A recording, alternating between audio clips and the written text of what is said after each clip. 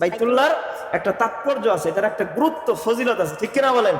যে গুরুত্ব হলো যে বাইতুল্লাহকে আল্লাহ তাআলা নামকরণ করেছে কয়টা? 7টা নামকরণ করেছে। কয়টা নাম?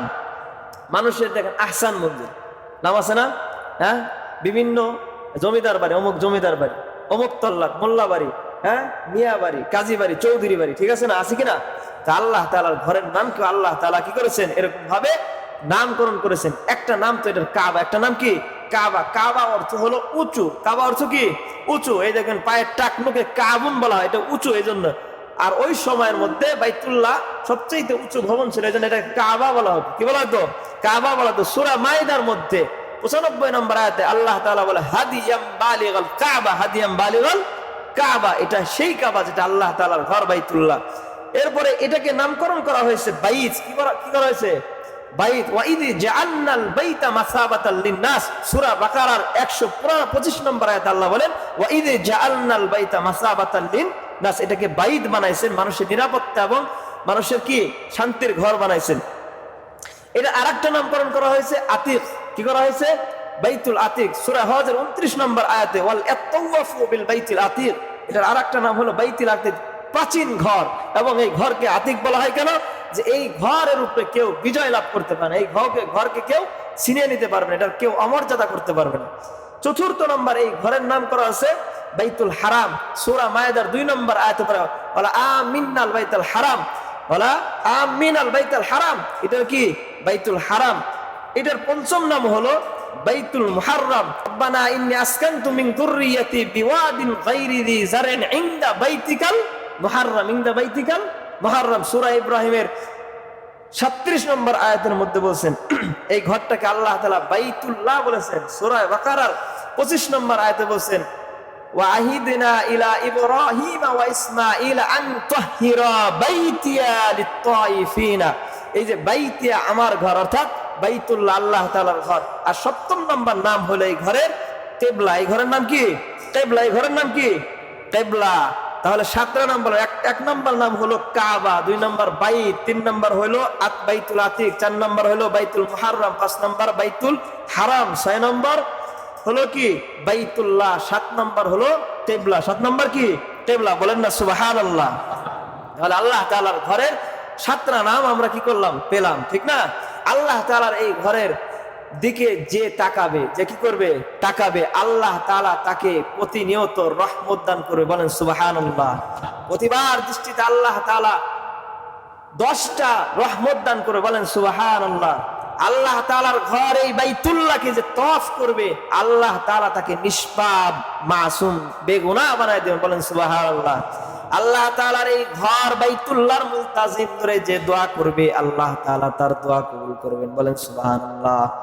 এই ঘরের হজ যে পালন করে, হজ পালন করে যখন ফিরে, আল্লাহ তাআলা তাকে মাসুম বাচ্চা বানায় দেন। বলেন সুবহানাল্লাহ। তো আল্লাহ তাআলার এই ঘর কিবলা। আল্লাহ তাআলার এই ঘর কি? কিবলা। জীবিত মানুষের জন্য কিবলা। এই ঘর মওতের পরেও কিবলা। এই ঘর কি? মওতের পরেও কি? কিবলা।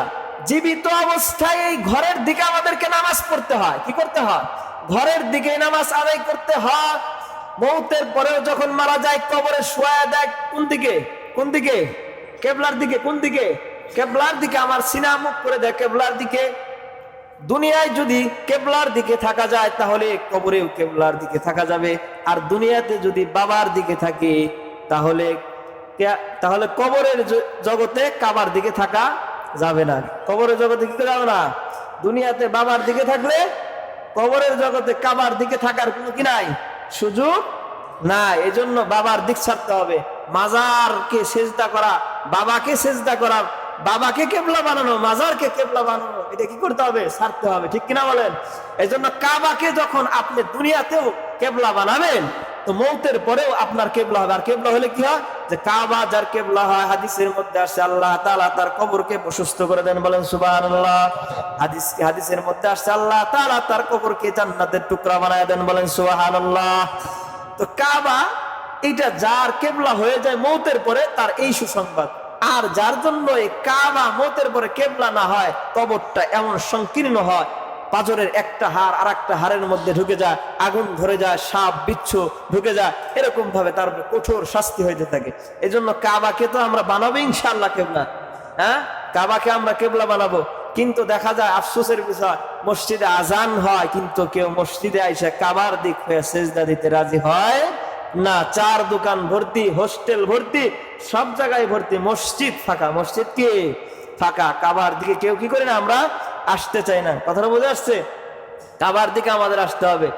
কিন্তু কাবার দিকে যদি না আসি, ফতোয়ার কিতাবে আছে, ইমাম আহমদ ইবনে হাম্বল বলে, যে ব্যক্তি ইচ্ছাকৃতভাবে নামাজ ছেড়ে দিল, কাবার দিক হলো না, ওই ব্যক্তি কি হলো, কাফের হয়ে গেল, তাকে কতলে ওয়াজিব, তাকে হত্যা করতে হবে। হযরতে ইমাম আবু হানিফা রাহমাতুল্লাহ আলাইহি ফতোয়া হলো যে না, যদি নামাজ না পড়ে ইচ্ছাকৃতভাবে, তাহলে তাকে ধরে জেলে ঢুকাও। ধরে কোথায় ঢুকাও? জেলে ঢুকাও। কিন্তু আফসোস, বাংলাদেশের বিচার বিভাগ এবং প্রশাসন বুঝছে উল্টা।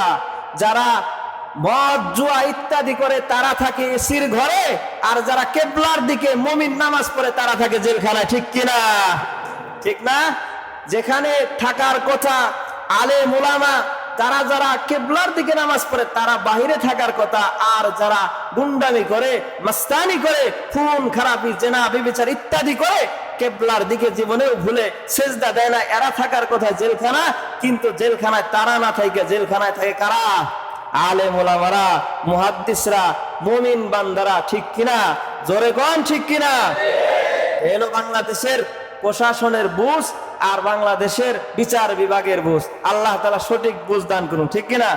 এই জন্য নামাজের মাধ্যমে আমার কাবা কিবলা, এটাইকে সবসময় যখন আমি বানাবো, তো মৌতের পরেও আমার কি হবে?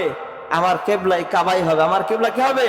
কাবাই হবে। বাইতুল্লাহ এমন এক আকর্ষণের জায়গা, যেখানে গেলে প্রতিটা মানুষের দিল নরম হয়, চোখে পানি আসে, বিদায়ের সময়ও সে অনেক কষ্ট পায় এবং ব্যথা পায়, বেদনা পায়, ওটাকে ছেড়ে আসতে চায়। ঠিক না? কারণ স্বভাবের মধ্যে কি আছে? বাইতুল্লাহর মাটি দিয়ে আমাদেরকে তৈরি করছে, বাবা আদমকে বানাইছেন, আমরা তার সন্তান। ওই হিসেবে বাইতুল্লাহর মোহাব্বত আমাদের দিলে আছে। এই জন্য বাইতুল্লাহ যেরকম মোহাব্বত দিলে, বাইতুল আকসার মোহাব্বত আমাদের দিলে, এরকম ভাবে পৃথিবীর প্রত্যেকটা মসজিদ বাইতুল্লাহর ব্রাঞ্চ শাখা, এটার মোহাব্বত আমাদের দিলে, এজন্য পৃথিবীর জমিনে, বাংলার জমিনে মসজিদকে অপমান করবে, অবজ্ঞা করবে, তাদের স্থানে বাংলার জমিনে